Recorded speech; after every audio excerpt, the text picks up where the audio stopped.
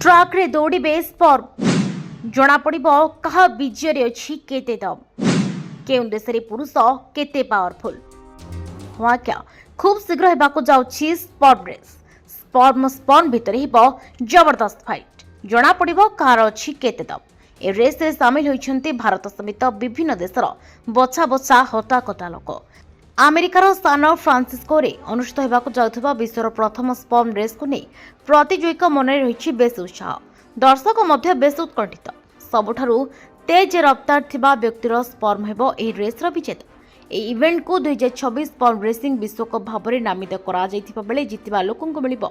95 लाख टंकार पुरस्कार आसे एथिरे 128 जन अंशग्रहणकारी नमूना सामिल हेबा नै योजना रखा जायथिबा बेले प्रत्येक देशर जणे व्यक्ति ही एही इवेंट रे भाग नै पाइबे रेसर नियम अनुसार स्पर्म को मात्र 40 मिनिट भितर अतिक्रम करबाक हेबो प्राय 400 माइक्रोन दूरता 18 वर्ष अधिक वयस्क व्यक्ति एथिरे भाग नै पारिबे एक स्वतंत्र ट्रक रे एक माइक्रोस्कोप तळे एही रेस अनुष्ठित हेबो पूरा इवेंट को कैमेरा द्वारा रेकर्ड करा जिबा सहित ऑनलाइन रे स्ट्रीमिंग करा जिवो अंशग्रहणकारी स्वास्थ्य सूचना मध्य स्क्रीनिंग रे प्रदर्शित हेबो सारा विश्व रे द्रुत गति रे ह्रास पाउथबा पुरुष प्रजनन क्षमता को दृष्टि रखी एबळे एक रेस आयोजन करा जायछि विश्वव्यापी सचेतनता सृष्टि करबा एहार मुख्य उद्देश्य रहिछि।